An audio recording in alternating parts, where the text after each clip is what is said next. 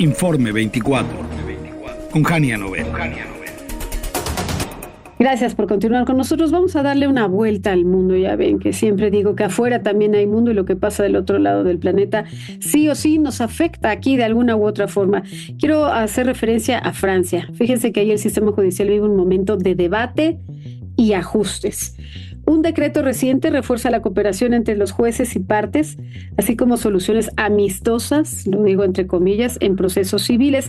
Además, el Ministerio de Justicia impulsa la reforma de la ley de arbitraje, mientras que el Parlamento ahí discute los límites a la ejecución provisional de las sentencias. ¿A qué le suena todo esto? No estoy hablando de México, estoy hablando de Francia, de un país europeo con un sistema supuestamente muy avanzado, en donde ya han experimentado, después de guerras mundiales, cosas drásticas, difíciles. Bueno, pues todo esto ocurre en un clima de fragmentación política y creciente cuestionamiento a la independencia judicial. Vamos a analizar qué está en juego y para eso nos acompaña la politóloga Gabriela Vargas, a quien saludo con mucho gusto. Gaby, buena tarde. Bueno, para nuestro horario, que ya ni vamos a decir por qué. Sí, ya es muy noche por acá, pero con mucho gusto me conecto contigo y tu auditorio, querida Jania, precisamente percibiendo este embate que está sufriendo el Poder Judicial. Y mira, Jania, no es gratuito. O sea, resulta que la semana pasada, quizá tu auditorio lo sepa, pues por primera vez en muchos años después de la posguerra en Francia, pues ha sido sentenciado a prisión un expresidente, Nicolás Sarkozy. Y en virtud de que se emitió esta sentencia, después de llevar casi 12 años de proceso, porque pues entraba siempre una suspensión, pues hablabas de un expresidente, finalmente se emitió el fallo la semana pasada, y pues esto provocó una reacción en cadena. Efectivamente, como está señalando, ya tenían en la mira al Poder Judicial respecto a su actuación. Cuando se da la sentencia de Sarkozy, bueno, lo primero que sale como buen político es a desacreditar al Poder Judicial, ¿sí? El cual dice que está actuando políticamente. Veríamos por qué políticamente, porque él ya es un expresidente, ¿no? Y en realidad se emitió un fallo porque se presume que financió de alguna manera o buscó complicidad con Gaddafi nada más en ese entonces, fíjate, para que le financiara su elección. Entonces, pues esto es un conflicto que no solo tiene que ver con una financiación ilícita, sino con un conflicto de interés con un gobierno, imagínate, el de Gaddafi en aquel momento, ¿sí?, que tuviera alguna influencia en las elecciones en Francia. Y empezó toda esta andanada en contra de desacreditar la sentencia y lo más grave que se ha mencionado en estos días, Jania, y por lo cual han hecho incluso pronunciamientos personajes diferentes, de líderes aquí corporativos y empresarios en relación a que es muy grave que la presidenta que tomó esa decisión, sí, que es como la Suprema Corte, ¿no? Sí. Bueno, es similar, que tomó esa decisión, haya recibido amenazas de muerte. ¿Por haber sentenciado al expresidente? Así es, sí. Entonces, recibió amenazas de muerte, pues evidentemente durante este proceso entre que se emitió el fallo y que se emitió además, sí. Y fue acosada en redes sociales y con un ataque viral muy fuerte. Ojo, esta no es la primera vez que se está pasando esto. A principios de año, Jania, en abril, también fue declarada culpable Marine Le Pen. ¿Y quién es Marine Le Pen?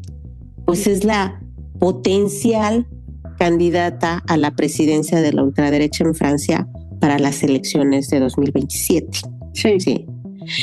Y en el momento en que también se le emite una sentencia, sí, para que, por lo cual queda además de inhabilitada para poder contender políticamente en 2027, ella también sale a descalificar al Poder Judicial, incluso habla de una dictadura en Francia. Imagínate, Jania, qué lejos están de los indicios de dictaduras que vive Latinoamérica, ¿no? Que acá por la sentencia que la inhabilita, y además todavía tiene mecanismos legales para revertirla. Ella ya está hablando de una dictadura en Francia y que eventualmente ese poder judicial no puede intervenir en los procesos democráticos de Francia.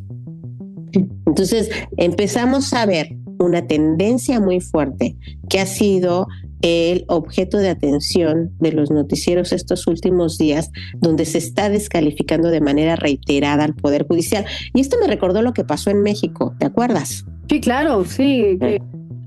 Mayoritearon, cambiaron a modo y bueno, hoy tenemos jueces pues que actúan y sentencian conforme un partido nada más. Y hoy que estás fuera de México, pues te actualizo, no dan una. La curva de aprendizaje es muy alta y tienen errores tras errores porque están improvisando, no conocen el sistema, no son ministros de carrera, digamos. No sé qué está ocurriendo en Francia, pero parece que el mundo se estuviese desmoronando de la misma manera o que las fichitas como piezas de Lego se están cayendo también, ¿no?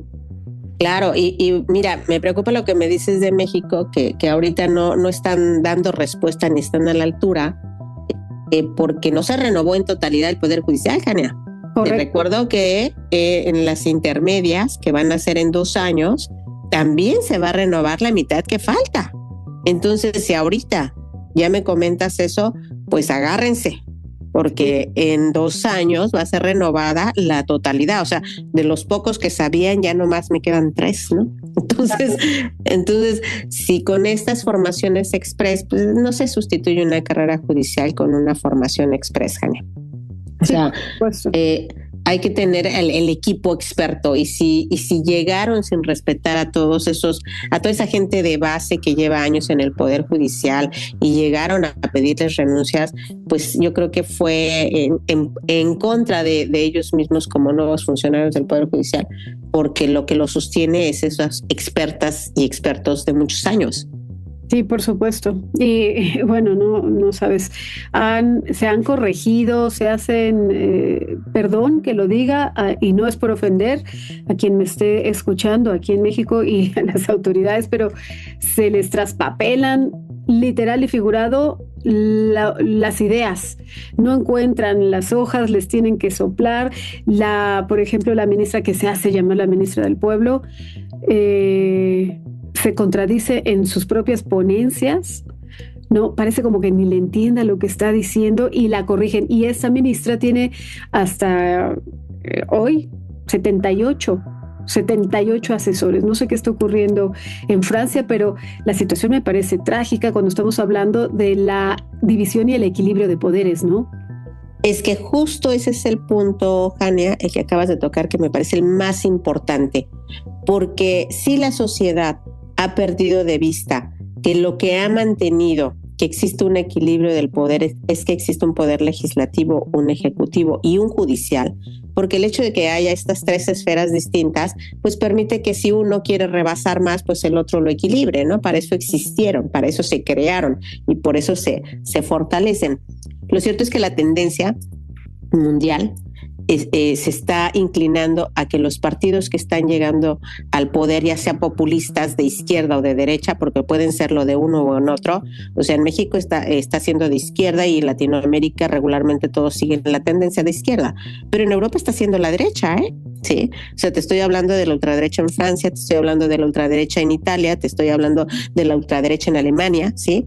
Que se están alineando, ¿sí?, a descalificar a sus propias instituciones porque estas instituciones les representan un freno a sus ambiciones por tener todo el control del poder.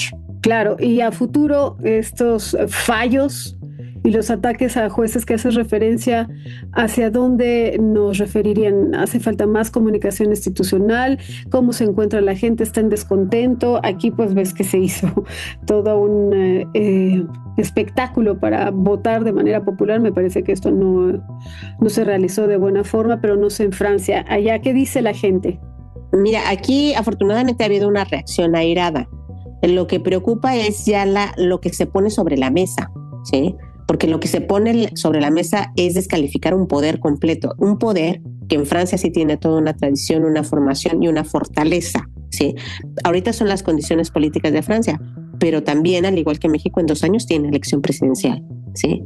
Y si cambian las reglas del juego, bueno, evidentemente tienen un poder institucional muy sólido, pero puede empezar un ataque sistemático contra ese poder judicial que hasta hoy todavía procesa políticos, como un expresidente y lo manda a la cárcel, como a una dirigente de la ultraderecha que se quiere postular y le dice que también va a tener que pagar por haber desviado recursos para su partido.